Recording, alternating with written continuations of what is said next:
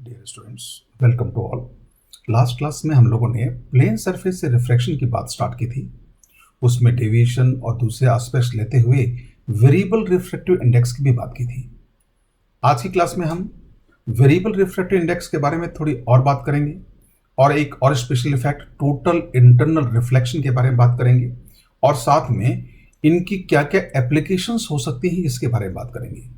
Next class में हम plane surface refraction से इमेज फॉर्मेशन, एक्चुअली इससे जो इमेज बनती है अपनी ओरिजिनल जगह से शिफ्टेड बनती है, जिसको हम शिफ्टिंग का आइडिया लेते हैं, उसकी बात करेंगे और उसका दोनों टाइप के mirrors, plane and spherical mirror से कॉम्बिनेशन की बात करेंगे।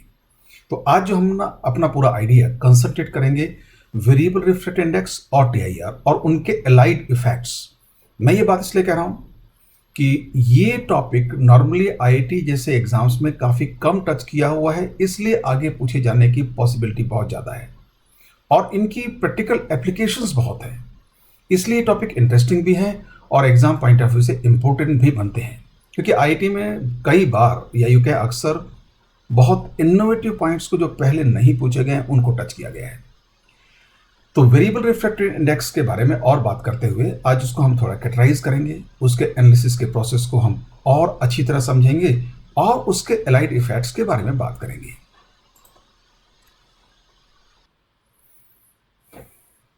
Ray in media of refractive index varying in one direction. अब अगर वन डायरेक्शन में म्यू वेरी कर रहा है तो उस डायरेक्शन को हम किसी भी एक एक्सिस से कोऑर्डिनेट सिस्टम के मान सकते हैं, यहाँ एक्स या वाई से रिप्रेजेंट कर लेंगे। तो इस तरह से या तो म्यू एक्स का फंक्शन होगा या म्यू वाई का फंक्शन होगा। In the two possible cases इधर mu is equal to F of X और mu is equal to F of Y, how we select refracting surface and surface normal are shown in the figure. जो हमारा represent करने का तरीका है वो जिधर म्यू ज्यादा होगा उधर हम डार्कर कलर शो कर देंगे, ऐसे मीडियम डार्क होता नहीं है, तो रिप्रेजेंटेशन का तरीका है। अब यहाँ पे हमने देखा इस के हिसाब से जैसे से x में आगे बढ़ते जाएंगे म्यू बढ़ता जाएगा, तो a पर जो रे है वो जैसे से आगे जाएंगे x एक्सिस की ओर टर्न करेगी। यहाँ देखिए जो सरफेस नॉर्मल x के पैरेलल लिया है और रिफ्लेक्टिंग सरफेस yz प्लेन में। ऐसा क्यों? म्यू y और z के साथ वेरी नहीं कर रहा है, तो हर yz प्लेन के पैरेलल बहुत पतली पतली लेयर का स्टैक मान सकते हैं इस मीडियम को। क्यों? हर पतली लेयर में म्यू हर जगह सेम होगा, क्योंकि उस पूरी लेयर में x कहीं नहीं बदल रहा है, क्योंकि वो लेयर yz प्लेन के पैरेलल है। तो इस तरह से जो हमारी रिफ्रैक्टिंग लेयर्स होंगी वो yz प्लेन में होंगी और सरफेस नॉर्मल x के पैरेलल। मतलब ये याद करने का बड़ा अच्छा तरीका है, म्यू जिस वेरिएबल का फंक्शन हो आप सरफेस नॉर्मल उसी डायरेक्शन में अज्यूम कर लें। तो इस तरह से हमने बी पर एक जनरल पॉइंट लिया। अगर हमने मान लिया कि म्यू आगे की ओर बढ़ रहा है तो बी पर ये यहाँ angle theta angle of incidence है। आगे जाने के बाद ये जो रे है एक्स एक्सिस जो कि सरफेस नॉर्मल है उसकी तरफ मुड़ेगी, तो यहाँ एंगल थीटा से कम हो जाएगा। ये थीटा रिफ्रैक्ट एंगल नहीं है, ये थीटा इसी टेंजेंट को एक्सटेंड करके दिखाया हुआ एंगल है। अब यहाँ हमें रिफ्रैक्ट एंगल एज्यूम करने की जरूरत नहीं, क्योंकि हमारे पास फ्लेक्सिबिलिटी है स्नेल्स लॉ। हम Snell's law O and B पे अप्लाई कर लेंगे और ये टेंजेंट के स्लोप से हम dy बाई डी एक्स लिख लेंगे और यही दो आइडियाज हमारे लिए सफिशिएंट हैं इस रे के पाथ की इक्वेशन फाइंड करने के लिए। Let us see how we do. Slope of tangent at B पर स्लोप टेंजेंट डिसाइड करने का तरीका कोई मुश्किल नहीं है। आप देखिए एंगल थीटा एक्स एक्सिस से है तो dy by d x tan theta होगा, पहली इक्वेशन। अब a और b पर स्नेल्स लॉ अप्लाई करें तो a पर होगा mu naught sine theta not, b पर होगा म्यू साइन थीटा, ये दोनों इक्वल होंगे। Mu not sine theta naught is equal to mu sine theta. ये दो इक्वेशन सफिशिएंट है रे पाथ फाइंड करने के लिए। हम सेकंड इक्वेशन से साइन थीटा फाइंड करेंगे। साइन थीटा की वैल्यू की मदद से हम टेन थीटा फाइंड करेंगे और टेन थीटा की वैल्यू यहाँ रख देंगे एंड इस इक्वेशन जो मान मिलेगी उसको इंटीग्रेट करके हम वाई एक्स रिलेशन मतलब रे का पाथ फाइंड कर लेंगे। Similar procedure is what when mu is given f of y. अब जैसे हमने बात की कि म्यू जिसका फंक्शन हो सरफेस नॉर्मल उसी डायरेक्शन मान लें, चाहे तो पूरा वापस फंडामेंटल्स हो सकते हैं, लेकिन क्वेश्चन सॉल्व करते हुए स्पीड बढ़ाने के लिए सीधे शॉर्टकट में जूम कर लें।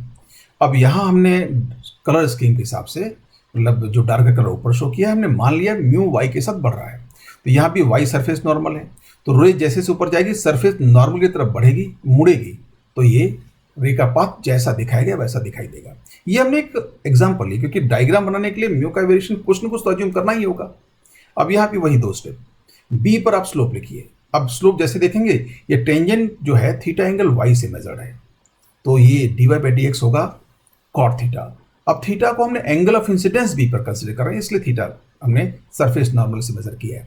तो पहला स्लोप वाली condition, slope of tangent at B is equal to dy by d x is equal to cot theta. अब ए और बी पर हम स्नेल्स लॉ अप्लाई करेंगे। सो व्हाट वी, ए के लिए mu not sine theta naught, B के लिए mu sine theta, दोनों इक्वल होंगे। Mu not sine theta naught is equal to mu sine theta.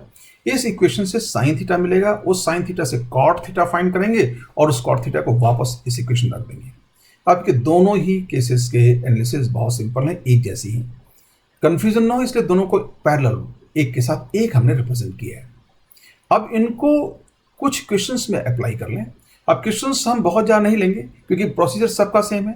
दो क्वेश्चन, एक musical f of x and musical f of y sufficient है, और simplicity के लिए हम बहुत सिंपल फंक्शन लेंगे।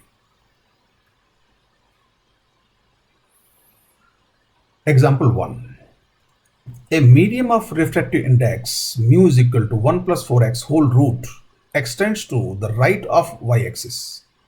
A light ray enters the medium at the origin at an angle slightly less than 90 degree.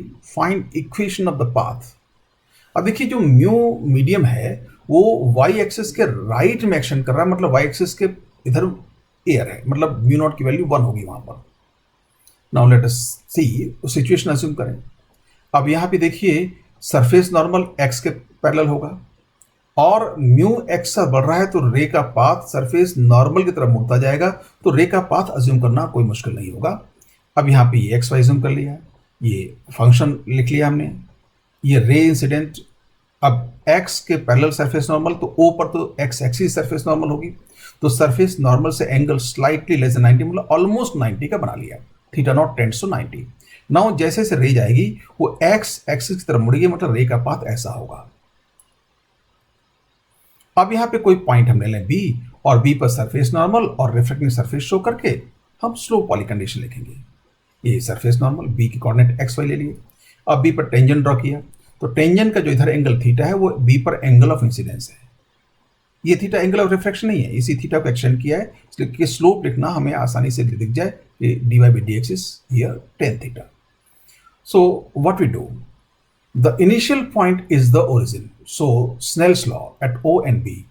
अब देखिए इससे पहले एटमॉस्फेयर दिया है, मीडियम एटमॉस्फेयर है, क्योंकि जो ये मीडियम है किधर एक्शन कर रहा है, right to the y axis, इसके इस लाइन के इधर ही मीडियम, इधर एयर है, तो mu naught sine theta not, तो म्यू नॉट की वैल्यू 1, थीटा नॉट की 90, तो mu naught sine theta not 1 हो जाएगा। कैलकुलेशन अभी करेंगे, ये इजी होगा। ओ पर mu not sine theta naught, B पर म्यू साइन थीटा, तो लेफ्ट हैंड साइड जैसा भी बात हुई 1 हो जाएगा, और म्यू फंक्शन जो है वो रख देंगे और sine theta. Now from here we can write sine theta is equal to 1 upon square root 1 plus 4x। Let us call equation 1। हमें मालूम है इस इक्वेशन से हमें टेन थीटा की जरूरत पड़ेगी, कॉट थीटा वो निकाल लेंगे, यहाँ डायग्राम से दिख रहा है tan theta. Now slope at B, dy by dx is equal to tan theta. तो इस इक्वेशन से क्लियर हो गया कि जो इक्वेशन 1 थी साइन थीटा मिला था, उससे हमें टेन थीटा फाइंड करना है, तो ये राइट एंगल ट्राइंगल कंसिडर कर लें, ऐसा राइट एंगल ट्राइंगल जिसमें परपेंडिकुलर होगा 1 एंड हाइपोटेन्यूज होगा square root 1 plus 4x। Find the tan theta from equation 1, ये right angle triangle Pythagoras theorem से यहां बेस मिल जाएगा, and you can see it will be 2 root x। यहां से टेन थीटा विजिबल है 1 अपॉन 2 रूट x। अब ये टेन थीटा की वैल्यू इक्वेशन 2 में रख दें। Substituting this value of tan theta in equation 2, we have dy by dx is equal to 1 upon 2 root x. अब dy को एक तरफ रख दें, dx को दूसरी तरफ ले जाएं। dy is equal to dx upon 2 root x. अब दोनों साइड्स इंटीग्रेटेबल हैं। इंटीग्रेट करेंगे, लिमिट कहाँ से होंगे, y 0 to y लिमिट, और x सिंपल 0 to x। अब ये integration is y quite simple, and after integration what you get, y is equal to root x. And this is the equation of path. Next condition हम ले लें, simple function लेते हुए, mu is equal to f of y. Example 2. A medium of refractive index mu is equal to 1 plus 4y whole square root extends above the x-axis. A light ray enters the medium at the origin at an angle slightly less than 90 degree. Find equation of the path of the ray. Now let us see the situation. ये medium, इसमें function से clear है, जैसे से ऊपर जाएंगे mu बढ़ता जाएगा। अब ये कोऑर्डिनेट सिस्टम ओरिजिन शो कर दिया, ओरिजिन पर रे इंसिडेंट है स्लाइटली लेस देन 90 डिग्री। अब म्यू वाई का फंक्शन है, तो वाई एक्सिस के पैरेलल हर जगह सरफेस नॉर्मल होगा। तो यहाँ अगर हम पहला पॉइंट एंट्री पॉइंट लें तो यहाँ वाई एक्सिस सरफेस नॉर्मल होगा, तो जो लेस देन 90 एंगल है ये वाई एक्सिस से बनेगा। जैसे ये वाई एक्सिस लेस देन 90 मतलब थीटा टेंड्स टू 90। अब म्यू ऊपर बढ़ रहा है धीरे धीरे, तो जैसे ये रेज आगे जाएगी वाई एक्सिस की तरफ टर्न होती जाएगी, तो पाथ इसका ऐसा होगा। Now we can estimate the path. अब कोई जनरल पॉइंट हम बी ले लें, उस बी पॉइंट पर हम ग्राफ का स्लोप मेजर करने की कोशिश करें। ये सरफेस नॉर्मल वाई एक्सिस के पैरेलल और रिफ्लेक्टिंग सरफेस, टेंजेंट ड्रॉ कर दें पॉइंट बी पर। तो टेंजेंट पॉइंट बी पर एंगल ऑफ इंसिडेंस दिखाना है हमें, तो सरफेस नॉर्मल से एंगल थीटा मेजर किया, तो थीटा वाई एक्सिस से मेजर हुआ। Now here the initial point is the origin, so Snell's law at O and B पे अप्लाई करें तो हुआ mu not sine theta naught is equal to mu sine theta. Mu naught, अब देखिए x x के नीचे medium नहीं था तो एयर है, तो म्यू नॉट 1 और थीटा नॉट टेंड्स टू 90 रखें तो साइन थीटा नॉट 1 हो जाएगा। तो इस इक्वेशन के लेफ्ट हैंड साइड 1 होगी, तो 1 इज इक्वल टू म्यू का value 1 plus 4y whole root sine theta. So from where we can find sin theta is equal to 1 upon under root 1 plus 4y, equation 1. अब b पर slope देख लें, slope of tangent eight b dy by dx is equal to cot theta, equation 2। अब जैसा हमने procedure था, equation 1 से जो साइन थीटा मिला था उससे cot थीटा फाइंड करेंगे, तो फिर वैसा ही राइट एंगल ट्राइंगल बना लें। How what you do right angle triangle, इसमें ये जो 1 प्लस 4y स्क्वायर रूट होगा ये हाइपोटेनस होगा और 1 परपेंडिकुलर, तो बेस आप इजिली पाइथागोरस थ्योरम से फाइंड कर लेंगे, what it will be 2 root y। Now from here we can write cot theta 2 root y, cot theta is 2 root y upon 1 मतलब 2 रूट y। अब ये cot थीटा की value जो मिली equation 2 में रख दें, substituting this value of cot theta, basically here should be cot theta into equation 2, read it cot theta. So dy by dx is equal to 2 root y। अब 2 root y को हम इधर ले आए और dx को उधर ले जाएं, so dy upon 2 root y is equal to dx। अब इसको इंटीग्रेट करेंगे तो लिमिट साफ दिख रही है, y यहां से यहां तक मतलब 0 टू y वेरी करा और x यहां से यहां तक 0 to x। So let us have different integral, half integral 0 to y dy by root y and this integral is quite clear, easy। So left hand side will be root y and right hand side will be x. So we can have y square is equal to x square, and on the condition that y is equal to x square, here we have to इसका positive part जो axis के ऊपर जो curve है वही लेना है। So that was quite simple। ये रिफ्लेक्टेड इंडेक्स को हम कैसे वेरिएबल को कैसे एनालाइज करेंगे, अगर रे पाथ निकलना हो दो ही पॉसिबल केस होंगे, या तो x का फंक्शन होगा या y का फंक्शन होगा म्यू। अब इसमें सबसे सिंपल तरीका ये है कि ज़्यादा ना सोचें, म्यू जिस एक्सिस का फंक्शन हो, जिस वेरिएबल का, उसी एक्सिस के पैरेलल सरफेस नॉर्मल और उसके परपेंडिकुलर सरफेस रिफ्लेक्टिंग सरफेस, ये हो गया। दो इक्वेशन बनेंगी, एक तो 2 पॉइंट पर स्नेल्स लॉ लिख लें, एंट्री पॉइंट और जो एक जनरल पॉइंट हम एक्स वाई कंसिडर कर रहे हैं, और दूसरा जो जनरल पॉइंट कंसिडर किया वहां पे स्लोप देख लें dy by dx। Now procedure is quite simple.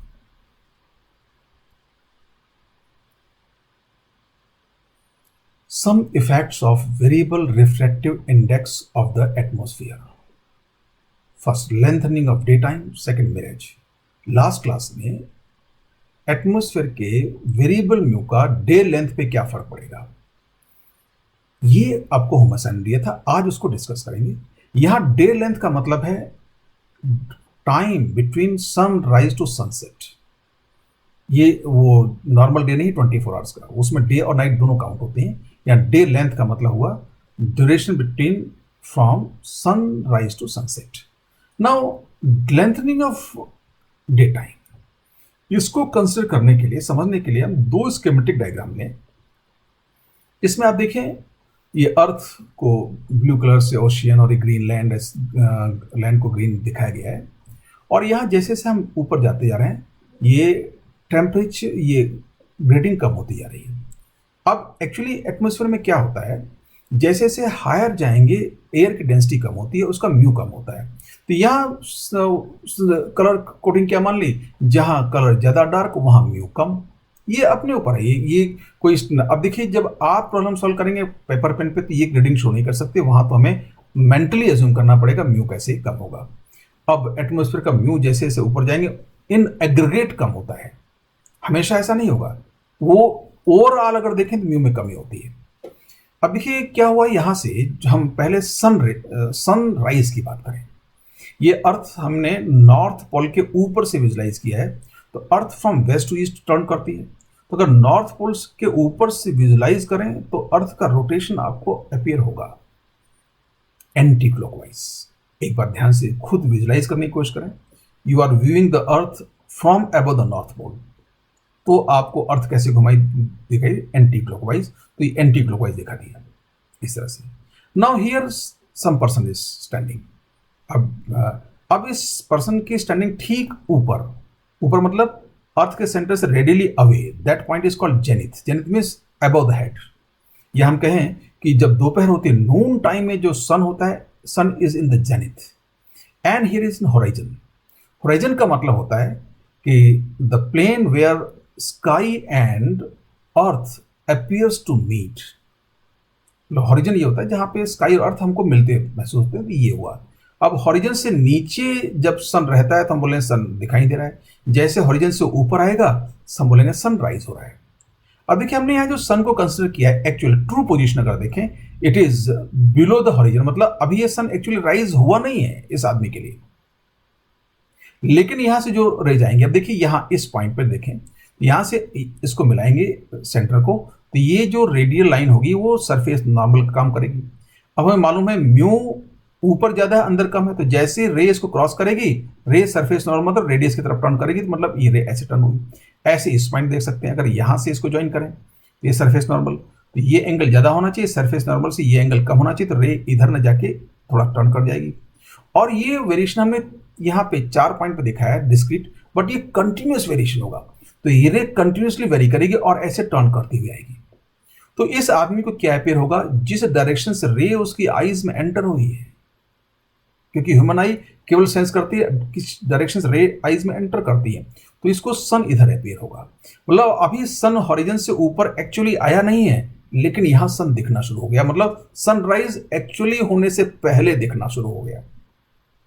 तो ये श्योर है कि मॉर्निंग टाइम में डे लेंथ बढ़ गई। क्यों? सन परसीव्ड पोजीशन क्या है, ट्रू पोजीशन। ये हॉरिजन, ट्रू पोजीशन हॉरिजन से नीचे है, मतलब अभी एक्चुअली सनराइज हुआ नहीं है, लेकिन हमें सनराइज दिख रहा है, सन दिखना शुरू हो गया। तो मॉर्निंग में तो डे लेंथ ये इफेक्ट बढ़ा रहा है। अब इवनिंग का भी ट्राई कर लें। इवनिंग में वही कंडीशन, अब ये अर्थ का रोटेशन तो एंटी क्लॉकवाइज दिखाई देगा। अगर हमने ये ईस्ट माना तो इस तरफ वेस्ट होगा, अपोजिट। अब यहां हॉरिजन से नीचे सन पहुंच जाएगा तो हम बोलेंगे ये सनसेट हो गया। अब देखिए, मान लो सनसेट हो गया, ऐसा मान लें, तो भी सन से रेज आती हुई अब ऐसे टर्न करेंगी, तो इसका मतलब क्या हुआ, सनसेट होने के बाद भी आप देखिए सन दिख रहा है। सनसेट होने के बाद भी सन दिख रहा है, perceived position. It means sunrise, sunset जो एक्चुअल हो गया, तब उसके बाद भी सन हमें अपीयर होता रहेगा, मतलब शाम को भी डे लेंथ बढ़ गई। तो मॉर्निंग में भी डे लेंथ बढ़ी और शाम को भी बढ़ी, इसका मतलब डे लेंथ एक्चुअली इंक्रीज हुई। तो एटमॉस्फेरिक रिफ्लेक्शन का डे लेंथ पे ये इफेक्ट हुआ। अब इसमें कुछ बातें बड़ी इंपॉर्टेंट है समझने की। Atmospheric reflection has no such effect on position of the sun at noon. At noon में सन जेनिथ में होगा, ठीक ऊपर। अब यहाँ रे तो बिल्कुल नॉर्मली आएंगी, क्या होगा, रेडियल लाइन के पैरेलल आएंगी। जब रेडियल लाइन के पैरेलल आएंगी, मतलब नॉर्मल इंसिडेंस पे तो बेंडिंग होती ही नहीं है, तो उसमें बेंडिंग नहीं होगी। तो अगर हम noon to noon day time measure करें तो 24 आवर एग्जैक्टली आएगा। तो हम जो बोलते हैं ना एक दिन 24 घंटे का होता है, वो that is measured from noon to noon and it is called solar day. इसको बोलते हैं सोलर डे। अब यहाँ जो लेंथनिंग ऑफ डे टाइम हो रही है वो सोलर डे नहीं, डे टाइम मतलब कब तक रोशनी है, सनराइज टू सनसेट के बीच की, वो बात डिस्कस की। एक्चुअल जो सोलर डे होगा, डे नाइट टोटल मिला के तो 24 आवर्स ही होंगे। Because of refraction of sunlight, daytime is just slightly longer than the solar day that is being measured from noon to noon.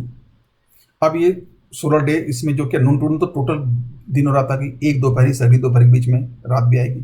तो इसमें हमें अगर इस सोलर डे में केवल डे टाइम लेंगे तो उससे ये डे टाइम ज़्यादा होगा। नेक्स्ट इफेक्ट हम मिरर्स की बात करें। Mirage.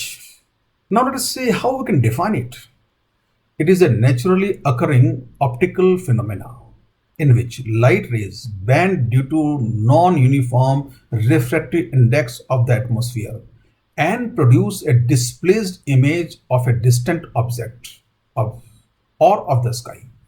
मतलब अब देखिए, जो हमने डे लेंथ पे बात की वहां हमने एटमॉस्फेयर में म्यू का एग्रीगेट वेरिएशन लिया। अब म्यू के कुछ लोकल वेरिएशन होते हैं, वो उस एग्रीगेट वेरिएशन को डोमिनेट कर जाते हैं।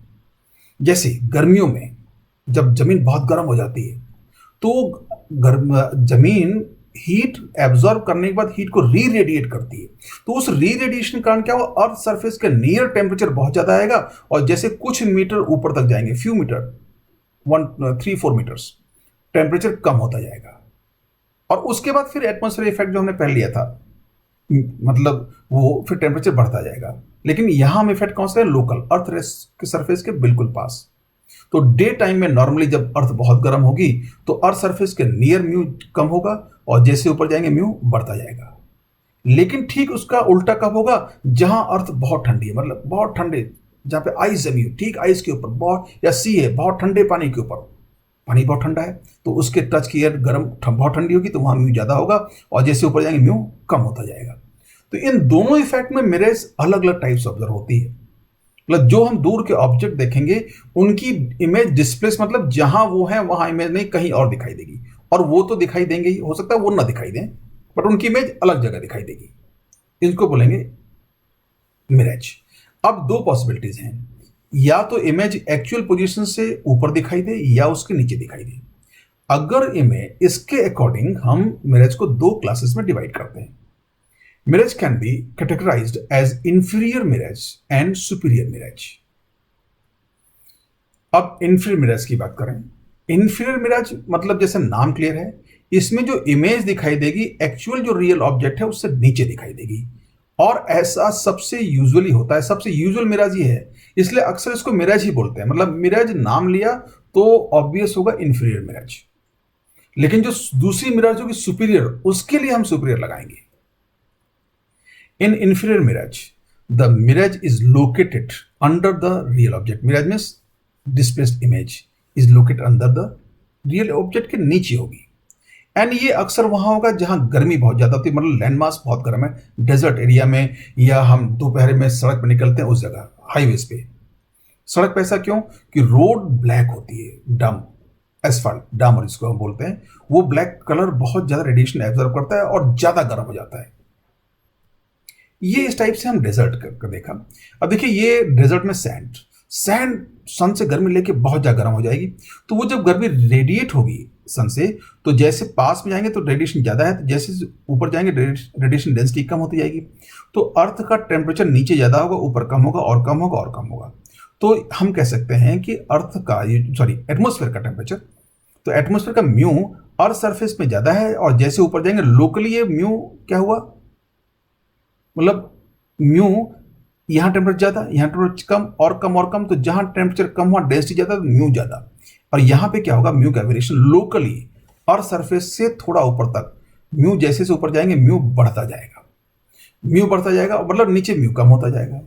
अब देखिए यहां से कोई रे, अब देखिए अर्थ की ये लीव जैसे बात हुई थी, ये इस हर विजिबल ऑब्जेक्ट बॉडी है उसके हर पॉइंट से हर डायरेक्शन में रे निकलती हैं।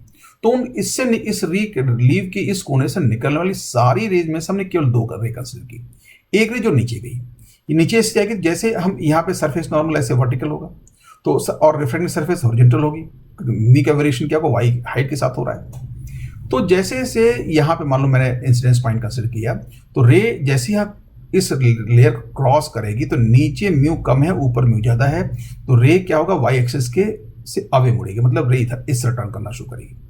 अब देखिए रे ऐसे टर्न करते करते एक टाइम ऐसा आएगा जो अर्थ सरफेस के पैरेलल हो जाएगी। उसके बाद जब रे आगे बढ़ेगी तो इसका उल्टा इफेक्ट होगा। अब देखिए इस पॉइंट के बाद क्या होगा, जैसे रे आगे बढ़ेगी, हम यहाँ पे ये सरफेस नॉर्मल ऐसे कंसिडर करें और ये रिफ्लेक्टिंग सरफेस क्या है, ग्राउंड के पैरेलल, तो नीचे से जो एंगल बनेगा एंगल ऑफ इंसिडेंस, और ऊपर जो एंगल बनेगा एंगल ऑफ रिफ्रैक्शन। नीचे म्यू की वैल्यू कम है, ऊपर म्यू की वैल्यू ज्यादा है, जो हम डिस्कस कर चुके हैं।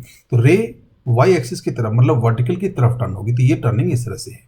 तो ये रे का पाथ कुछ ऐसा होगा, यहां से कुछ रे सीधे निकली होंगी जो शायद इधर निकल जाए, कुछ रेज ऐसी जो कम एंगल पे गई होंगी उनमें भी ये इफेक्ट होगा, बहुत कम डोमिनेंट होगा, और ये इसको इस तरह से दिखाई देंगी।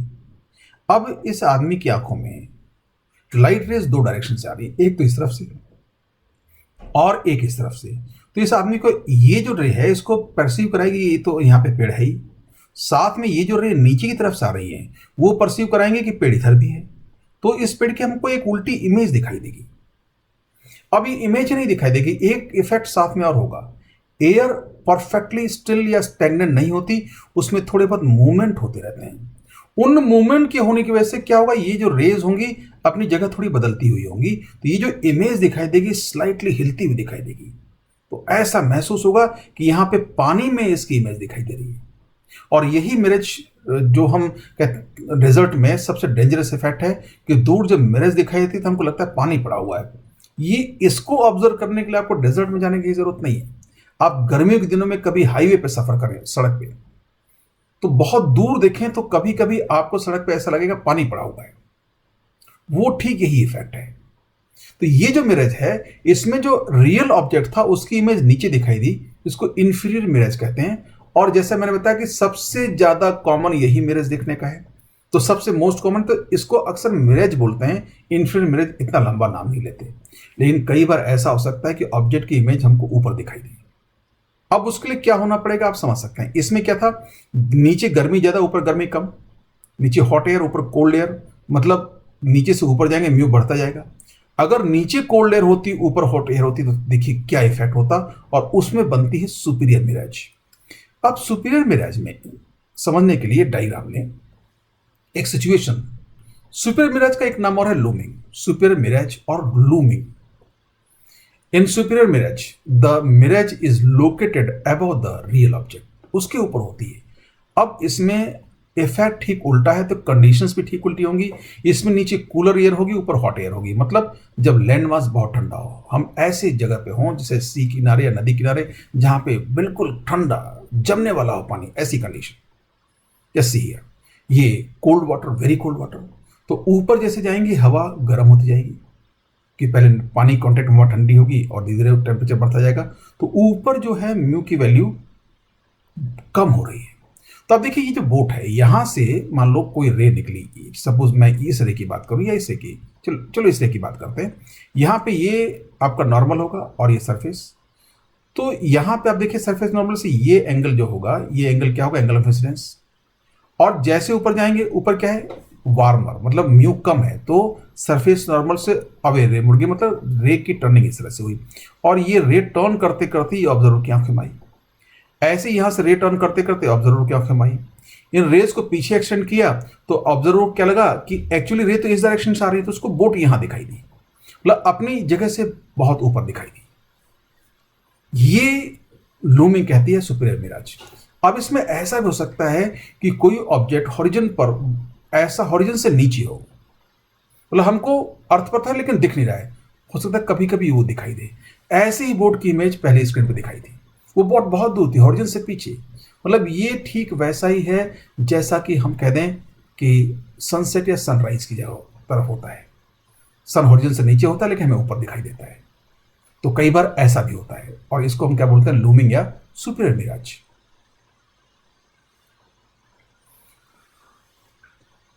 टोटल इंटरनल रिफ्लेक्शन TIR, ये जो मिरज फॉर्मेशन था और लेंथनिंग ऑफ डे, इसके बाद जो रिफ्लेक्शन का एक बहुत इंटरेस्टिंग इफेक्ट है TIR, और TIR को इसी टाइम डिस्कस करना जरूरी है। अब अभी जब TIR को डिस्कस करेंगे आपको समझ जाएंगे कि why we have taken TIR at this juncture of time. Total internal reflection. What is that? When light ray is one medium, reach the boundary with a rarer medium at sufficient angle of incidence, it turned back into the former medium. This phenomenon is called total internal reflection.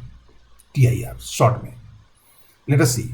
When light ray in one medium reach the boundary with rarer medium, मतलब जिस रे में light रे पहले चल रही है वो डेंसर होना चाहिए, उसके बाद वाला रेयर, ऐसी बाउंड्री पहुंचती है. मतलब डेंसर मीडियम से बाउंड्री क्रॉस करके रेयर मीडियम में जा रही होगी एट सफिशिएंट एंगल, किसी पर्टिकुलर एंगल पर से, सफिशिएंट मतलब किसी एंगल से ज्यादा, तो वो डेंसर मीडियम में वापस लौट आएगी. इसको TIR बोलते हैं. Now let us see how we can understand it. Why TIR होता क्यों है?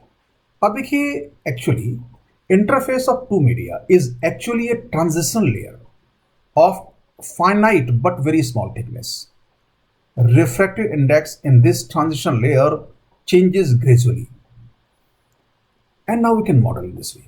अब अगर हम बहुत स्मॉल स्केल पे जाएं तो जो बाउंड्री है it will not be A sharp boundary, it will be what, ये डेंसर मीडियम से धीरे धीरे डेंसिटी कम होते होते रेयर मीडियम आ गया. मतलब म्यू ज़्यादा से ग्रेजुअली कम होता हुआ, यहाँ मान लो म्यू2 था तो म्यू2 से ग्रेजुअली कम होता होता μ1 हो गया, या यहाँ μd डेंसर बोल दें या μr बोल दें, तो यहाँ तक μr से वैल्यू ये धीरे धीरे कम हुई और ग्रेजुअली कम होते होते μr हो गई रेयर मीडियम की. और ये ट्रांजिशन इतने कम थिकनेस में होता है कि नॉर्मली हम इसको आंखों से नहीं दिखाई देगी, but we are going on microscopic scale. अब देखिए, ठीक ऐसा ही ये केस वेरिएबल रिफ्लेक्शन इंडेक्स का है, तो उससे टोटल इंटरनल रिफ्लेक्शन को समझा जा सकता है. अब जरा इसमें देखें, certain rays entering the interface from the medium of higher refractive index deviate sufficiently to return back into the medium of higher refractive index वापस.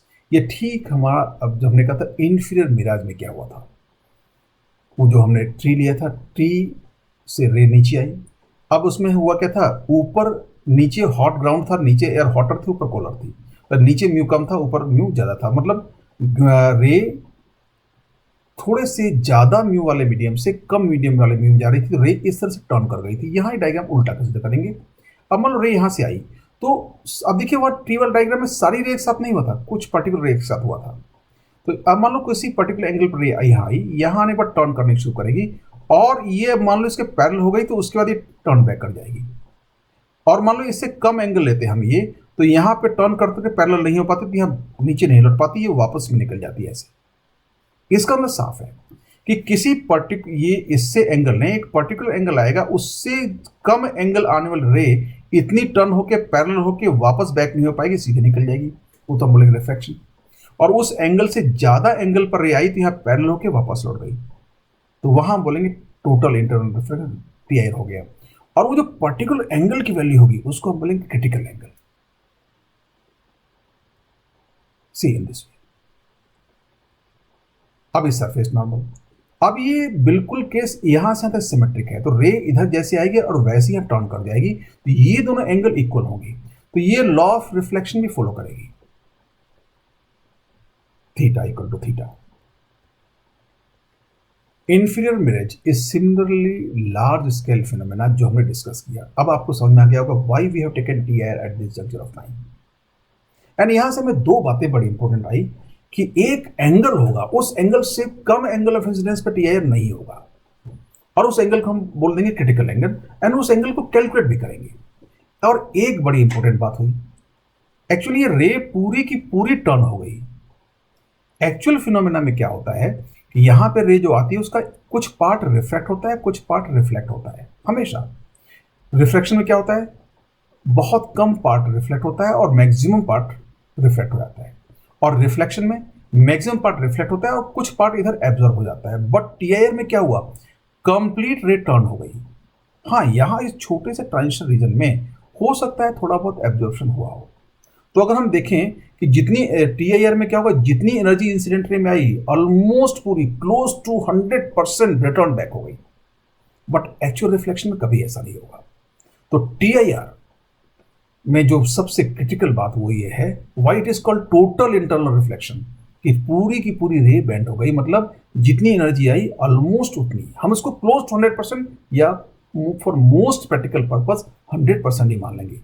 ऐसे कहा था कि 100% एनर्जी रिफ्लेक्ट होती है, बट 100% नहीं होती, क्लोज टू 100% होती है। और दूसरी, इसमें एक मिनिमम एंगल होगा इंसिडेंस, उससे पहले टीआर नहीं होगा, क्योंकि रे सफिशिएंटली यहाँ टर्न होकर पैरेलल होंगी तभी इधर मुड़ेंगी। ये यहाँ पैरेलल ना हो पाई इंटरफेस के, उससे पहले इंटरफेस खत्म हो गया, रे वापस निकल जाएंगी, वहाँ रिफ्लेक्शन होगा। तो क्रिटिकल एंगल क्यों होगा, ये बात भी समझ में आई। अब इस चीज को हम थोड़ा सा एक्सपेरिमेंटली विजुलाइजेशन करें। अब देखिए, ये जो हमारे पास एक मॉडल है, इस मॉडल में यहाँ से हम इस स्विच से एंगल ऑफ इंसिडेंस वेरी कर सकते हैं, और इस स्विच से म्यू, इस मीडियम का म्यू हमने 1 ले लिया, मान लिया एयर है, और यहाँ म्यू हमने अभी 1.5 लिया है, इसको वेरी कर सकते हैं। अब देखिए, जो एक्चुअल कोई रे आई किसी एंगल पे, इसका कुछ पार्ट तो रिफ्लेक्ट होता है एक्चुअली, और मैक्सिमम ट्रांसमिट होता है मतलब रिफ्लेक्ट। यहाँ पे जो रिफ्लेक्शन का अमाउंट बहुत निग्लिजिबल है, हमें ऑब्जर्व नहीं होता, अगर डार्क रूम में एक्सपेरिमेंट करें तो ऑब्जर्व होगा।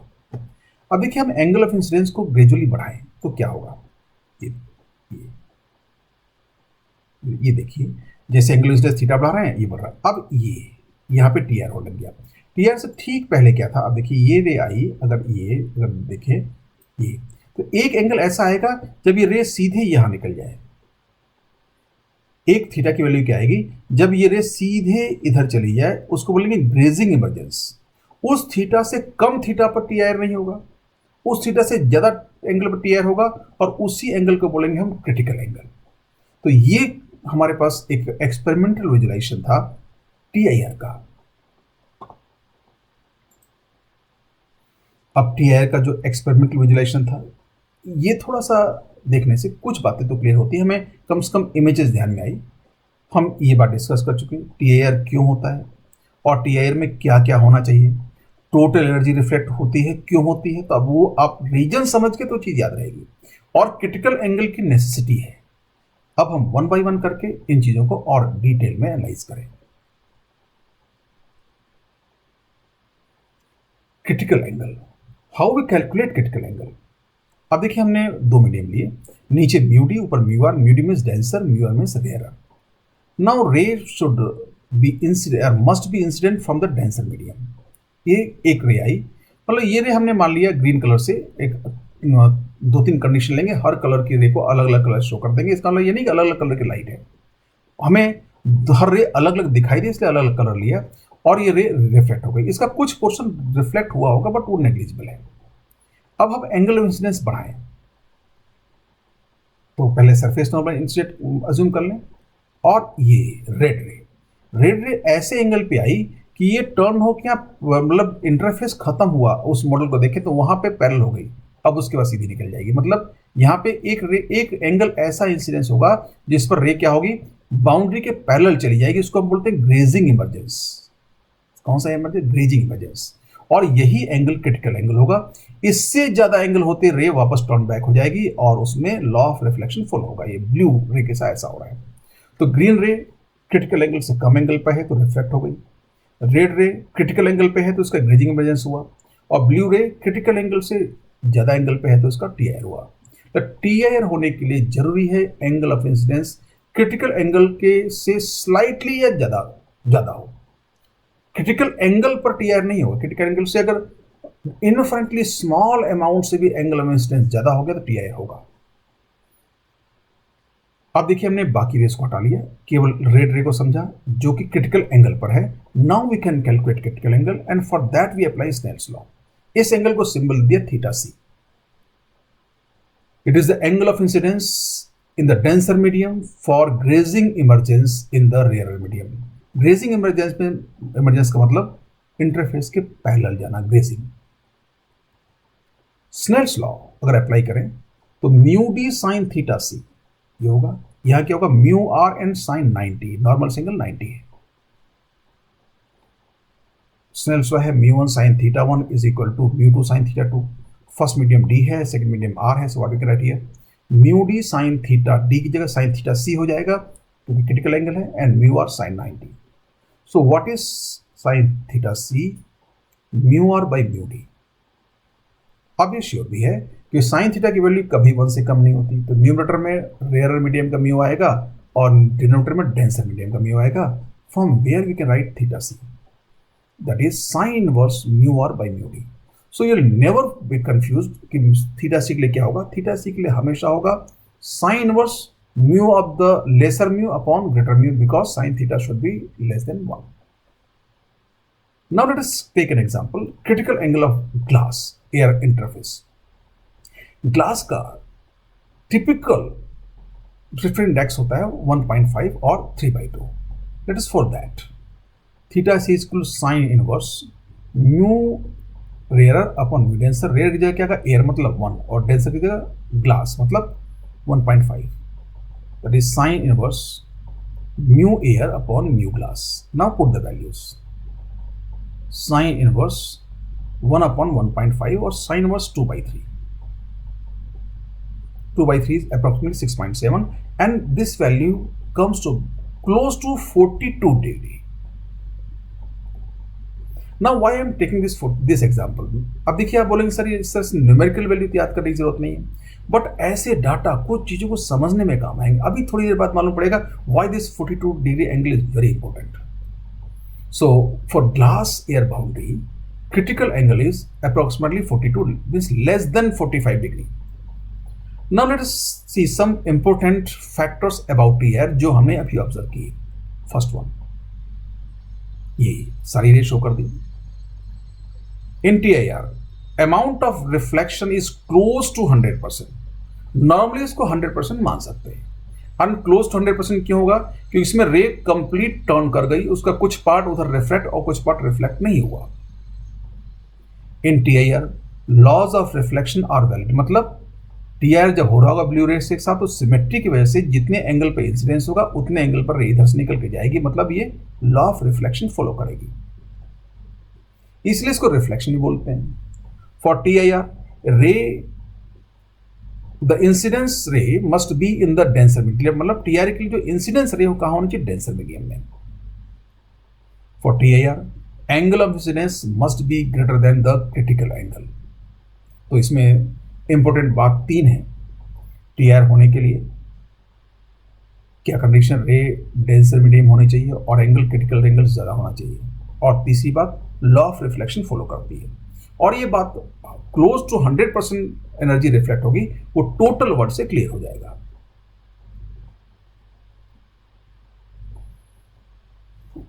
अब जो हमने क्रिटिकल एंगल की बात की, इसको देखें कैसे इस पे क्वेश्चन बन सकते हैं। Example 3, plot deviation versus angle of incidence graph for ray travelling from rarer to denser medium. अभी हमने टीआईआर केस नहीं लिया। टीआईआर के लिए क्या होता है? Ray must be travelling from denser to rarer. अभी हम ले रहे हैं रेयरर टू डेंसर, जो नॉर्मल रिफ्लेक्शन का केस होता है। अब देखिए जो हमने आइडिया लिया वो ये डेंस रेयरर मीडियम्स में रे इंसिडेंस हुई, एंगल ऑफ इंसिडेंस, अगर रिफ्लेक्शन ना होता तो रे सीधे जाती। रिफ्लेक्शन होने के कारण ये रे इधर आई, क्योंकि डेंसर मीडियम में ये नॉर्मली तरफ टर्न होगी। तो ये जो टोटल एंगल यहाँ से यहाँ तक होता आई में से आर माइनस कर देंगे तो ये एंगल मिलेगा, और यही है angle of deviation. So deviation can be seen from here, delta is equal to angle I minus angle R. अब एंगल आई हमको मालूम है, एंगल आर स्नेल्स लॉ से फाइंड करके इस फॉर्मूले में रख देंगे तो हमको एंगल ऑफ डेविएशन का वैल्यू मिल जाएगी। Let us call equation number 1। Snell's law apply करें, μ1 sin θ1 is equal to μ2 sin θ2। It means mu r sin I is equal to mu d sin r. So from here r is equal to sin inverse mu r by mu d into sin I. That is very simple. And ये value अगर equation 1 में substitute कर दें तो हमें delta का function मिल जाएगा। Substituting the above result in equation 1 we have, सही है, delta is equal to I minus r की जगह ये रख दिया है sin inverse mu r by mu d and sin I. Now we have to plot its graph. अब देखिए 2 ऑप्शन है आपके साथ, या तो ग्राफ देख के याद कर लें या इस ग्राफ को समझ लें ऐसा क्यों आना चाहिए। Now let us see, try to understand why जो ग्राफ की शेप है ऐसी ही क्यों आएगी। ये तो बात श्योर है ग्राफ लीनियर नहीं होगा, लेकिन ये हमने यहाँ पे एक कोऑर्डिनेट सिस्टम लिया, इसमें ऑर्डिनेट पे डेल्टा और यहाँ पे आई। अब आई की मैक्सिमम वैल्यू π/2 होगी, तो ये पाई बाय टू हमने सेम स्केल पे शो कर दिया। तो अगर मैं यहाँ से यहाँ तक एक स्ट्रेट लाइन ड्रॉ करूँ तो ये आई का ग्राफ होगा, दिस आई और ये आर। अब देखिए आई तो स्ट्रेट लाइन होगा, ये तो इसमें कोई डाउट नहीं। आर का ग्राफ ऐसा क्यों होगा, आर का ग्राफ ऐसा क्यों होगा, यहां समझ में आएगा आपको। Sine R is equal to mu R by mu D sine I. Let us see why this that. अब देखिए साइन कर देखें, साइन कर हमेशा ऐसे होता है, तो आई जैसे से बढ़ेगा साइन आई वैसे नहीं बढ़ेगा, साइन आई उससे कम बढ़ेगा, क्योंकि ग्राफ ऊपर जाने के बाद ऐसा होता है। तो जितना तेजी से आई बढ़ेगा उससे कम तेजी से आर बढ़ेगा, साइन आई बढ़ेगा, और उसमें लेस देन 1 नंबर से मल्टीप्लाई होगा, फिर साइन वर्स लेंगे तो आर आएगा। तो इसका मतलब श्योर है जितना तेजी से आई इंक्रीज होगा उससे कम तेजी से आर डिक्रीज होगा। ये क्लियर समझ में आ गया। अब इस आई में से ये वैल्यू माइनस करते जाइए, मतलब यहां पर हम इतनी वैल्यू माइनस करेंगे, इस पॉइंट पर हम यहां से ये वैल्यू माइनस करेंगे, और इस पॉइंट पर हम इतनी वैल्यू माइनस करेंगे, तो you will get delta graph like that. Means ये डेल्टा ग्राफ ऐसा कर्वेचर लिए हुए होगा, it will B concave up. क्योंकि दो पॉसिबिलिटी हो सकती थी, नॉन लीनियर होगा या तो और फंक्शन कंटिन्यूस है तो उसकी कॉन्वेक्सिटी चेंज नहीं होगी, तो या तो कॉन्केव अप होगा या कॉन्केव डाउन। अब एक आपको एग्जाम में ऐसे ग्राफ और ऐसे ग्राफ में चूज करना होता, तो ये ग्राफ ऐसा होगा कॉन्केव अप।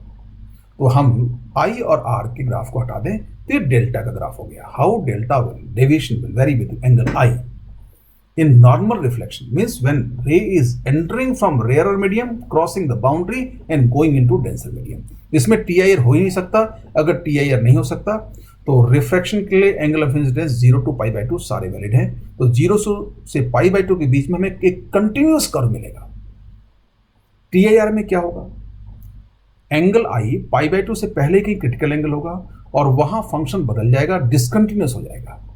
तो वहां पे यहां से पहले फंक्शन कोई ब्रांचिंग होगी। Let us see what will happen in that.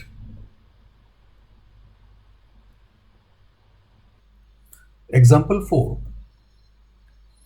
Plot deviation versus angle of incidence graph for a ray travelling from a denser to a rarer medium. It means denser से rarer में जा रही, तो यहां पे TIR हो सकता है। तो ऐसे ग्राफ अगर आपको ड्रॉ करने हो तो इस बात पे ध्यान दें, TIR हो सकता है नहीं हो सकता। Now how we analyze it? Denser medium, rarer medium, surface normal, and ray will be incident from this direction here. Deviation without TIR, मतलब हम पहले कंसिडर करें ऐसी रे जिसका एंगल क्रिटिकल एंगल से कम है, तो वो रे रिफ्रैक्ट हो जाएगी, मतलब रेयर मीडियम में चली जाएगी दिस वे। तो यहां अगर देखें तो R will be more than I because ये रेयर मीडियम है। तो डेल्टा क्या होगा, R माइनस आई। अब यहाँ पे जो स्नेल्स लगा के हम आर फाइंड कर लें, mu D sine I is equal to mu R sine R. ये इक्वेशन ऑब्वियस है। So what will be R, sine inverse mu D upon mu R into sine I, and delta will be R minus I. तो हम I R की value रखते हैं। So delta is equal to sine inverse mu D by mu R into sine I minus I. तो ये delta का function हुआ। And with critical angle let us see deviation with TIR, मतलब critical angle से ज्यादा आई हो गया तो ये रे इधर टर्न हो जाएगी। ये इसको हमने एक्शन इसलिए किया है कि रे की ओरिजिनल डायरेक्शन दिखाते हुए तो डेल्टा मेजर हो जाए। We can see from here delta बहुत क्लियर है, यहां से यहां तक एंगल पाई और ये I plus I 2i, so delta will be pi minus 2i। तो हमारे पास फंक्शन दो रेंज में अलग अलग आया। थीटा सी से आई बड़ा होगा तो पाई माइनस 2i, थीटा सी से आई छोटा होगा तो R minus I. So we can write it in combined form, and उसके लिए हमने पहली कंडीशन को भी ब्लू रे से दिखा दिया, जो ब्लू रे लिया था हमने। Delta is equal to R minus I means when I is less than theta C, and delta is equal to pi minus 2i when I is greater than theta C. Now we can R की ये value substitute करते हुए इस function को और complete form में लिख सकते हैं। Delta is equal to sine inverse mu D by mu R sine I minus angle I when I is less than theta C. Next range pi minus 2i when I is greater than theta C. अभी graph TIR से पहले तो जैसे पहला था concave up वैसा ही होगा, और उसके बाद ये नेगेटिव स्लोप की straight line. So you can see the graph. यहाँ आप क्लियरली देख सकते हैं थीटा सी पर डिसकंटिन्यूटी है, थीटा सी तक ऐसा ग्राफ और थीटा सी के बाद ऐसा। जैसे एंगल थीटा सी जैसी होगा डेविएशन क्या पाई माइनस टू थीटा सी, उसके बाद आई आ जाएगा, तो यहाँ की डेविएशन क्या होगा pi minus two I. And see the shape of graph, and ये शेप ऐसी है जो आपको विजुलाइज रहेगी।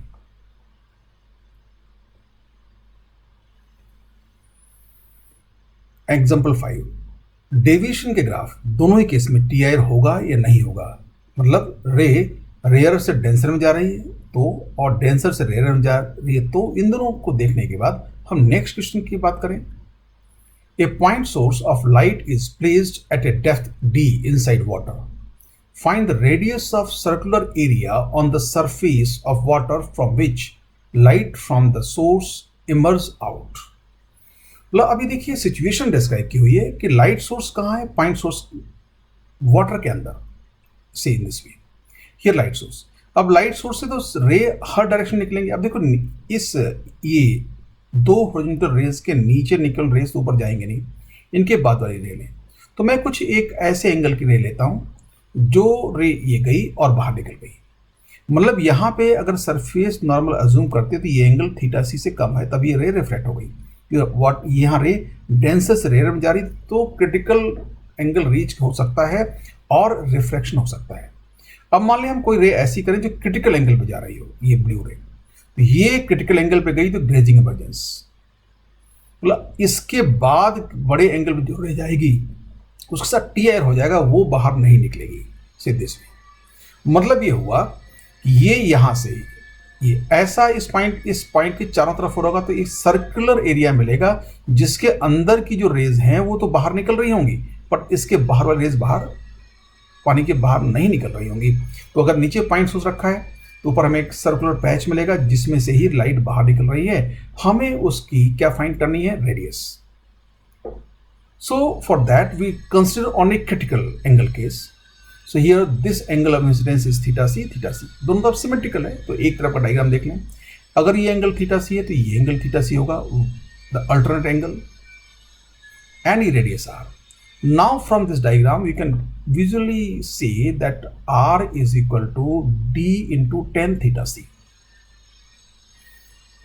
तो पहले स्नेल्स लॉ अप्लाई कर लें। अब थीटा सी का फॉर्मूला कई लोगों को याद होगा, लेकिन जैसा मैं कहता हूँ फॉर्मूला याद करने की जरूरत नहीं है, आप तो जैसे स्नेल्स लॉ लगाएंगे थीटा सी मिल जाएगा। स्नेल्स लॉ कैसे, ग्रेजिंग इमर्जेंस पर mu water sine theta C is equal to mu air into sine 90 because here angle of reflection is 90। Mu air is again 1, so it will be 1. So sin theta c is equal to 1 upon और mu air upon mu water। mu air 1 होता है तो ये 1 upon mu water, ये theta C की value आ गई। सो यहाँ से हम कि मालूम है tan थीटा सी फाइंड करना है तो ट्राइंगल कंसिडर कर लिया, तो mu water हाइपोटेनस होगा और 1 परपेंडिकुलर, तो बेस क्या होगा, mu water square minus 1 square root. Now from where you can see tan theta C 1 upon this। So what is radius? From geometry of the figure, radius equal to d tan theta c, and tan theta c की value हमने इस diagram triangle से देख के देख लिया। So r is equal to d upon square root mu water square minus 1। So that was very simple case। Now let us see what other kind of situations may be। Example 6। A ray of light is incident at the angle of incidence theta from a denser medium on the interface with a rarer medium. If the refracted ray and reflected rays are mutually perpendicular, find the critical angle। अब देखिए क्या हुआ, practically किसी भी surface पे 100% reflection नहीं होता, 100% reflection नहीं होता। रिफ्लेक्शन तो 100% होता ही नहीं है, क्योंकि कुछ न कुछ पार्ट रिफ्लेक्ट होगा और कुछ न कुछ पार्ट ट्रांसमिट होगा, और ट्रांसमिट का भी कुछ पार्ट जाके मीडियम में एब्जॉर्ब हो जाएगा। तो अब रिफ्लेक्शन भी हो रहा है और साथ में रिफ्लेक्शन भी हो रहा है, वो तो होता ही है। कंडीशन क्या दी हुई है कि रिफ्लेक्टेड रे और रिफ्लेक्टेड रे म्यूचुअली परपेंडिकुलर है। So we can construct the situation diagram like that, this way. ये एंगल ऑफ ये इंसिडेंट रे, ये रिफ्लेक्टेड रे गई और ये रिफ्लेक्टेड रे, ये एंगल आर, ये दोनों रे 90 पर हैं। तो यहां से हम देख सकते हैं theta plus 90 plus R is equal to 180, so R plus theta is equal to 90 degree. From geometry of the figure, what we can write here, r is equal to 90 minus theta is very obvious because what we have theta plus r is equal to 90, so r is equal to 90 minus theta. तो यहां से ये value इसलिए जरूरत होगी when we apply Snell's law, तो sine r की जगह हम r की जगह उसमें 90 डिग्री माइनस थीटा रखेंगे. Snell's law mu D sine theta is equal to mu R sine 90 degree minus theta, sine r की जगह रखेंगे अभी mu D sine theta minus mu R sine 90 minus theta, and sin 90 minus theta is cos theta. So from here mu d sin theta is equal to mu r cos theta. So from where we can calculate tan theta. So tan theta is what? Mu r by mu d. Let's mark it equation 1. अब देखिए हमें find करना है critical angle find करना है, और critical angle हमें मालूम है क्या होना चाहिए. उसके लिए स्नेल्स लॉ अप्लाई कर दें. ग्रेजिंग इमरजेंस r की value 90 for T I R. mu d sin theta c is equal to mu r sin 90, from where you can write sin theta c. So sin theta c is equal to mu r by mu d.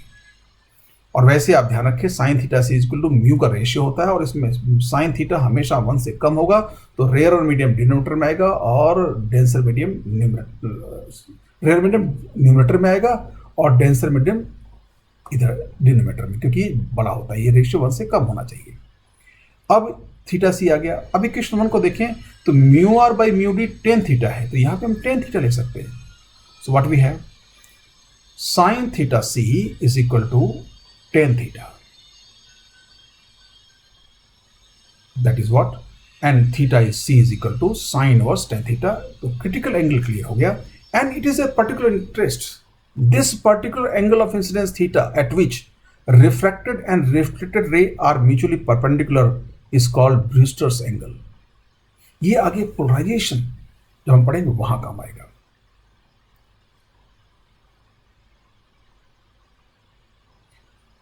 Some practical applications of TIR.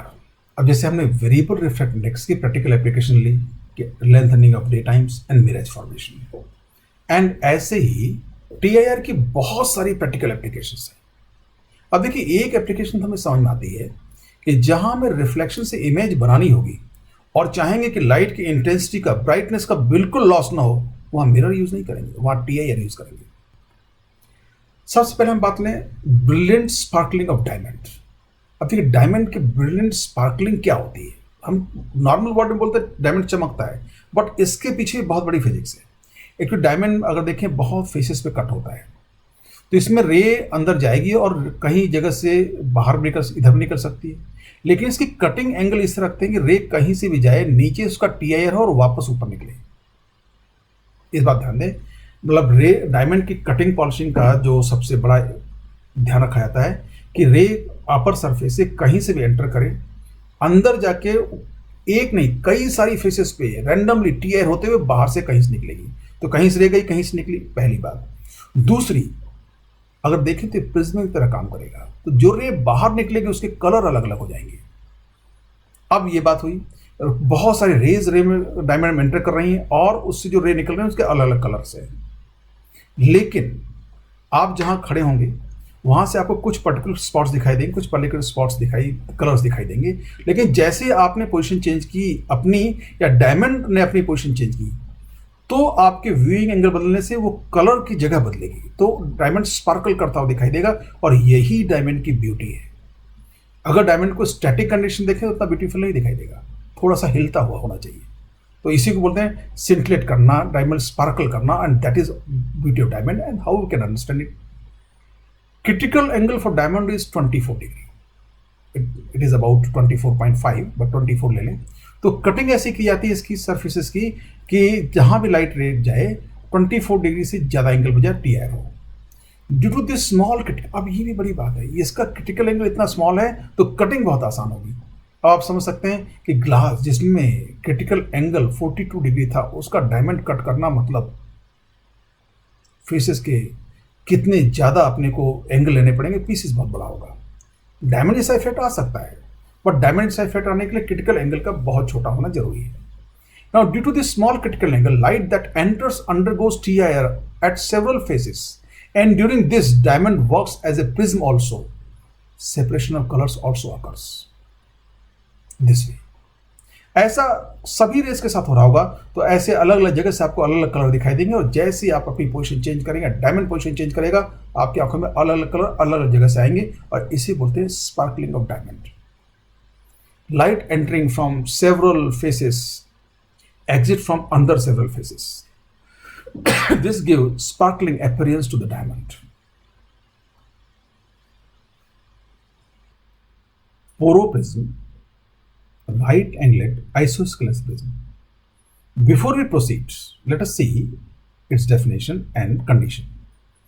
Critical angle for a glass is about 42 degrees.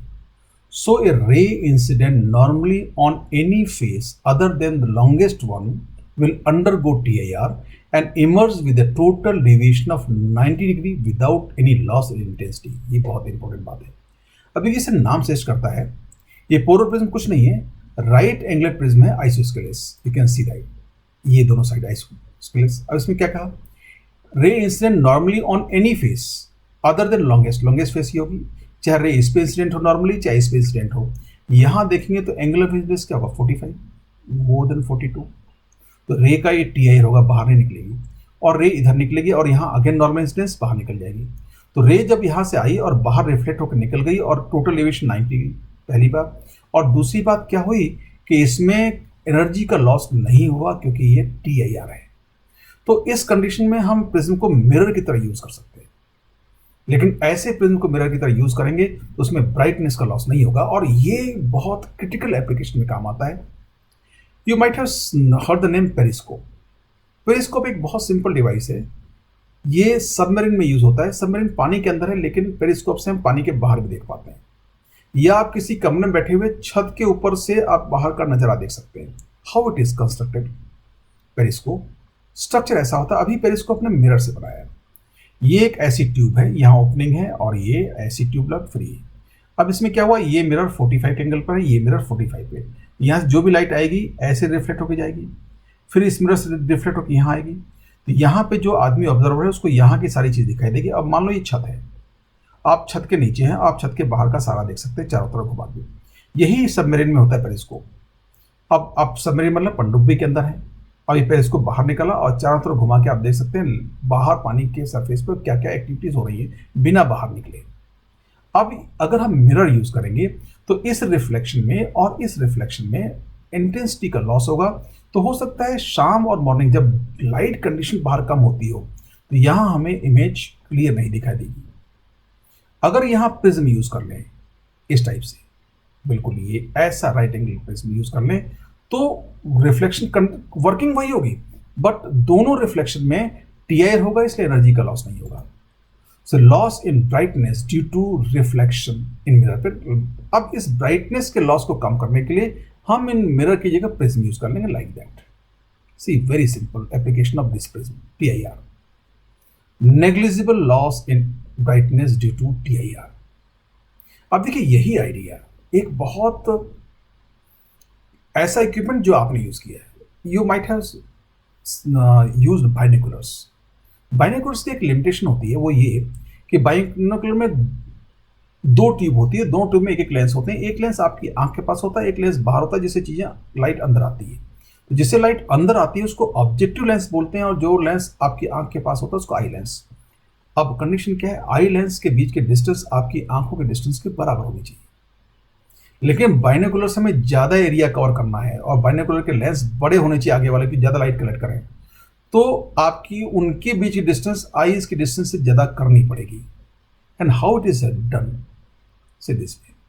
अब देखिए binocular में ये आपके eye lens है, अब ये tube यहाँ पे है, अब लाइट तो ऐसे मुड़ के यहाँ जाएगी नहीं, but what we have done, वही आपका ये प्रिज्म लगा दिया यहाँ पे. तो ये प्रिज्म में से क्या हुआ, ये लाइट यहाँ से गई. अब इसमें प्रिज्म में क्या हुआ, ये लाइट अगर देखें तो लॉन्गेस्ट फेस से एंटर कर रही है, और लॉन्गेस्ट फेस पर नॉर्मली यहाँ से नॉर्मली आई, ये नॉर्मली. तो अगर देखें तो यहाँ पे एंगल ऑफ इंसिडेंस क्या 45, तो रिफ्लेक्ट होकर यहाँ गई और यहाँ गई. तो एक तरह से कॉर्नर मिरर हमने पढ़ा था उसका काम कर रही है ये. यहाँ पे आप दो राइट एंगल मिरर भी यूज कर सकते हैं, लेकिन उसमें क्या इंटेंसिटी का लॉस होगा. अब देखिए इससे रे डिस्प्लेस हो गई, रे इधर से आई, यहाँ मुड़ी, यहाँ गई, यहाँ मुड़ी, यहाँ गई, ये गई. तो हम इस तरह से ऑब्जेक्टिव लेंस के बीच की डिस्टेंस जा रह सकते हैं. तो लेंस बड़े कर सकते हैं और ज़्यादा हॉरिजॉन्टल एरिया कवर कर सकते हैं, एंड ये बाइनोकुलर में करना ज़रूरी होता है। सपोज आप इमेजिन करिए अगर ये 2 प्रिज्म यूज़ नहीं करते तो आपका ऑब्जेक्टिव लेंस भी यही होता, ये लेंस भी यही होता, तो लेंस की साइज ज़्यादा बड़ी नहीं कर सकते। तो एक तो क्लियर दिखाई नहीं देता, और दूसरी लेंस बहुत पास पास में है तो सामने का बहुत ज़्यादा एरिया भी बहुत कम कवर करते हैं। तो बाइनोकुलर में इनका यूज़ है। इस तरह से और भी कई यूज़ हो सकते हैं। नेक्स्ट जो सबसे इंपॉर्टेंट यूज है optical fibre, you might have heard, and this is again very important topic on which question can be asked. What is an optical fibre? Light incident on one end of a fiber suffers repeated total interreflection along the fiber and finally exits the other end. How it is so? कैसी? अब इसमें क्या होगा, ये fibre में क्या होता है, ये जो ग्रीन कलर में दिखाया गया ये एक अलग कोर है ट्रांसपेरेंट, उसके ऊपर एक ब्लू कलर में है। तो ब्लू कलर वाला जो है उसका रिफ्लेक्ट इंडेक्स कम है और ग्रीन वाले का ज़्यादा है। तो यहाँ से कोई लाइट रह गई, अगर वो क्रिटिकल एंगल से ज़्यादा पर है तो यहाँ टी होगा, और ये ऐसे होती है आगे निकल जाएगी। ऐसे ये रह गई, इसका तो एंगल क्रिटिकल एंगल ज़्यादा होगा ही क्योंकि ये कम होगा। मान लो ये भी क्रिटिकल एंगल ज़्यादा है तो ये भी रिफ्लेक्ट होगी। तो जितनी भी लाइट इसमें एंटर करेगी जिसका यहाँ पे इंसिडेंस क्रिटिकल एंगल से ज़्यादा हो, वो रिपीटेड रिफ्लेक्स टी के बाद सीधे दूसरे एंड से बाहर निकलेगी। अब ये अगर मुड़ा हुआ हो तो भी ऐसा होगा। तो इस तरह से हम कह सकते हैं कि ये जो लाइट है जैसे हियर, अब यहां लिखा है multi mode and single mode. अगर एक ही लाइट रहे करे तो इसको सिंगल मोड बोलेंगे, बहुत सारी हैं तो मल्टी मोड। इस तरह से लाइट रे काम करती है ऑप्टिकल फाइबर में। तो अब देखिए यहां पे हम क्या काम कह सकते हैं, optical fibre acts as a light pipe. बड़ा सिंपल वर्ड्स में, जैसे पाइप में पानी फ्लो करता है वैसे ऑप्टिकल फाइबर में लाइट फ्लो करती है। ऑप्टिकल फाइबर कहीं मुड़ा होगा तो वो लाइट वहां से टर्न कर जाएगी, and that is biggest beauty, and यही इस ऑप्टिकल फाइबर को बहुत ज़्यादा यूजफुल बनाता है। अब इसमें एक बहुत इंपॉर्टेंट पैरामीटर है जिस पर क्वेश्चंस बन सकते हैं, वो ये कि लाइट जो एंटर कर रही है इसमें वन एंड से मैक्सिमम कितने एंगल से एंटर कर सकती है। तो जितने मैक्सिमम एंगल से एंटर कर सकती है उसको बोलते हैं एंगल ऑफ एक्सेप्टेंस। और acceptance angle, how it is defined, maximum value of the half angle of the cone of acceptance of light into the core। अभी जो अंदर वाला है इसको हम कोर बोलते हैं, और बाहर वाला जो ब्लू मेटल दिखाएगा उसको क्लैडिंग बोलते हैं। कोर एंड क्लैडिंग, लाइट चलती है कोर में, कोर का म्यू क्लैडिंग के म्यू से ज़्यादा होना चाहिए। अब देखिए ये मान लो मैंने रे लिया तो ये इसका एक्सिस, तो इससे इधर थीटा, चारों तरफ थीटा एंगल पर लाइट आ सकती है। तो ये लाइट जो अंदर घुस रही है थीटा एंगल का कोण बना रही है, तो ये थीटा एंगल है उस कोण का हाफ एंगल है, इसलिए कहा maximum value of the half angle of the cone of acceptance of light into the face is acceptance angle. How we can model it, say here बाहर एयर है, core का हमने म्यू को denote किया mu CO से, mu को, and cladding को mu CL. Mu CL is less than mu CO, and let us see ये एक्सिस है। अब ये लाइट आई यहाँ से, अब देखिए यहाँ पे म्यू कम है, अंदर म्यू ज़्यादा होगा तो नॉर्म की तरफ मुड़ी, यहाँ गई, और यहाँ पे टी आई वाली कंडीशन मतलब यहाँ पे जस्ट क्रिटिकल एंगल हो जाए। अब देखिए अगर क्रिटिकल एंगल थोड़ा सा एंगल करेंगे तो इस एंगल को हमें क्या करना पड़ेगा, थोड़ा सा स्लाइटली कम करना पड़ेगा। मतलब ये जो थीटा है ये मैक्सिमम है, इससे स्लाइटली कम होते ही रे यहाँ से टी आर होने लग जाएगा, और इससे स्लाइटली ज़्यादा होते ही रे बाहर निकल जाएगी। तो ये जो यहाँ थीटा है वो मैक्सिमम एंगल होगा, और उसी को बोलेंगे एंगल ऑफ एक्सेप्टेंस। उसके लिए यहाँ क्या होना चाहिए, क्रिटिकल एंगल, मतलब रेजिंग इमेजेस। अब ये theta max, now you got the idea. अब देखिए क्या है, अब आगे के आर्टिकल में केवल इतना समझना सफिशिएंट है, इसके बाद कैलकुलेशन ऑब्वियस है। हम ए और बी पर स्नेल्स लॉ अप्लाई करेंगे and will get the result. What we can see here, sine theta C, अब सीधे लिख सकते हैं थीटा सी यहां होगा, और म्यू का रेशियो होता है और 1 से कम होना चाहिए, तो mu cladding upon mu core. बाद में इसको mu CL and mu CO लिख देंगे। Question 1, Snell's law at A पर स्नेल्स लॉ लगाया, क्या होगा, यहाँ का mu into sine theta max is equal to यहाँ का mu into sine 90 minus theta C, because ये एंगल 90 माइनस थीटा सी होगा, angle of refraction. Mu not sine theta max is equal to mu cos sine 90 minus theta C, और sign 90 minus theta सी cos theta C हो जाएगा। So mu naught sin theta max is equal to mu cos theta c. So what we can further substitute from equation 1, हम equation 1 से क्या substitute कर दें, theta C की value रख दें तो सीधे थीटा मैक्स आ जाएगा. Mu not sine theta max is equal to mu core and cos theta C की वैल्यू क्या आएगी, यहां से 1 minus square of this square root. तो यहां पे हमने शॉर्ट में mu C L mu core लिख दिया. And from here you can write sine theta max. तो साइन थीटा मैक्स के लिए म्यू नॉट यहां जाके डिवाइड हो जाएगा और फिर साइन इनवर्स ले लेंगे. So what is theta max, sine inverse this y. अब यहाँ पे म्यू सी ओ अगर एलसीएम लेंगे तो म्यू सी ओ बाहर होकर डिवाइड हो जाएगा और नीचे सीधे म्यू नॉट आएगा. तो mu C O square minus mu C L square upon mu naught this. So ये एंगुलर एक्सेप्टेंस हुआ. And now no need to remember this formula. आप केवल एंगुलर ऑफ एक्सेप्टेंस की डेफिनेशन देखें और ये रेट डायग्राम आप कंस्ट्रक्ट कर सकते हैं तो आप प्रॉब्लम सॉल्व कर सकते हैं. Listen one thing more, right from the beginning I am stressing on रे डायग्राम. अगर आप किसी भी सिचुएशन में अभी तक देखिए आज भी जितने क्वेश्चन किए या जिन बातों को समझने की कोशिश की उनमें अगर रे डायग्राम आप कंस्ट्रक्ट कर सकते हैं तो आगे की कैलकुलेशन आप कर सकते हैं. तो most important thing is what in ray optics, आप रे डायग्राम को इमेजिन करना सीखें तो आपकी अंडरस्टैंडिंग बहुत नेचुरल होगी. और इससे एक बात और भी है, आप उन सिचुएशंस को जिनको पहले डील नहीं किया है, जो कि आईआईटी का एक बड़ा एक्सपेक्ट एरिया है, कोई वैसा क्वेश्चन नया आ सकता है जिस टाइप के क्वेश्चन हमारे लिटरेचर में ना हो, तो वहां रे डायग्राम आपको हेल्प करेगा उसका सॉल्यूशन सोचने में.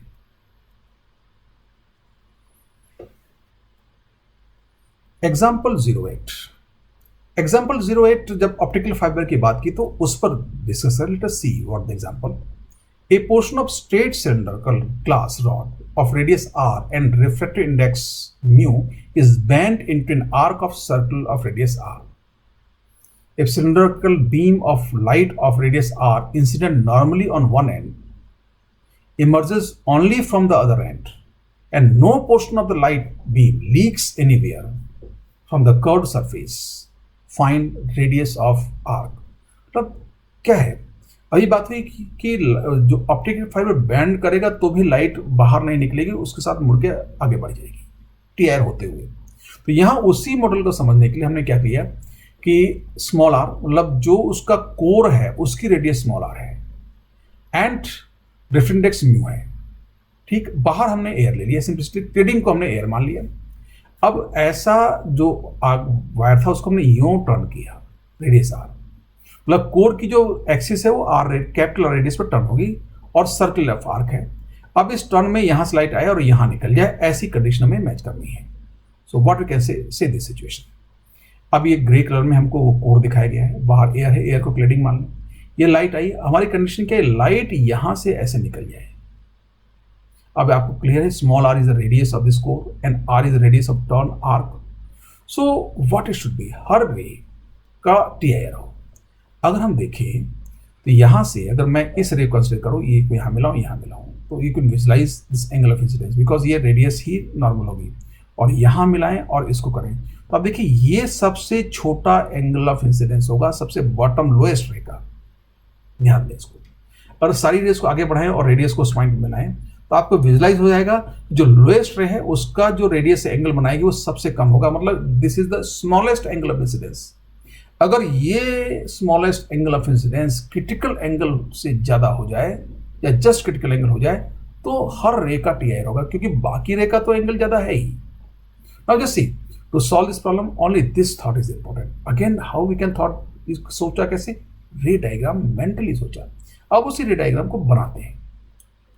Angle of incidence theta for the lowest रे will be minimum angle of incidence.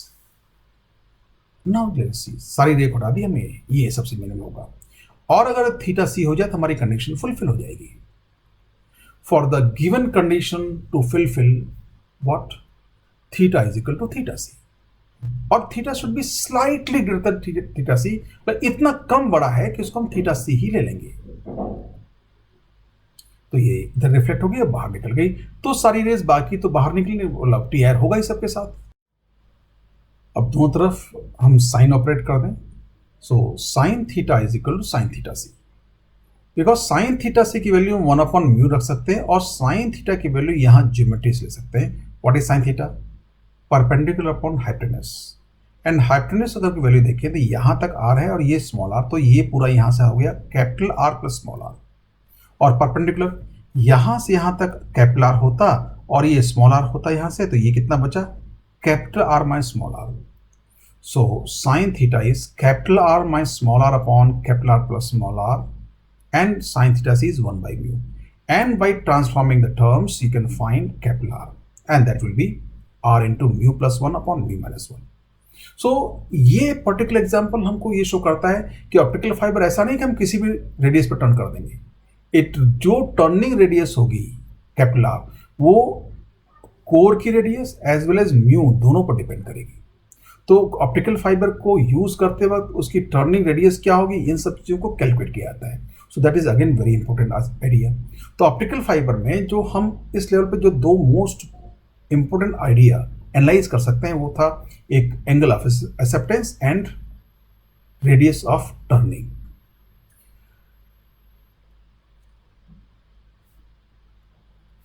आज की बात को हम यही एंड करते हैं. आज का होम असाइनमेंट डिस्कस कर लें. पहला तो आज जितनी बातें हुई इनको बड़ी पेशेंटली रिवाइज कर लें. And second, complete section 4 of the question bank on reflection. जो रिफ्लेक्शन पर आप क्वेश्चन बैंक दिया उसका सेक्शन 4 कंप्लीट कर लें. अब देखिए, अभी मैंने रिफ्लेक्शन का होमवर्क शुरू नहीं किया है. रिफ्लेक्शन का होमवर्क मैं नेक्स्ट क्लास से दूंगा कि नेक्स्ट क्लास में हम प्लेन सरफेस के बाद की लगभग बात पूरी कर लेंगे. अब प्लेन सरफेस की जो सबसे ज़्यादा यूज आने वाली, मैं यूज आने नहीं, जिसके क्वेश्चन सबसे ज़्यादा मिलते हैं उनको मैं अब डिस्कस करूंगा नेक्स्ट क्लास में. ये एरिया प्लेन सरफेस के रिफ्लेक्शन का हम बहुत कम डिस्कस करते हैं, तो भूलने के चांस ज़्यादा होते हैं, इसलिए इनको पहले किया और वैसे भी लॉजिकल सीक्वेंस से पहले आ रहे हैं. नेक्स्ट क्लास में हम प्लेन सरफेस से इमेज कैसे बनती है वैसे हम देखेंगे. इमेज शिफ्टेड बनती है तो concept of shifting is very important. And plane surface के साथ स्फेरिकल मिरर और प्लेन्स मिरर को कंबाइन करके क्या इंटरेस्टिंग सिचुएशन बन सकती हैं उनके बारे में बात करेंगे. Thank you today for patient listening.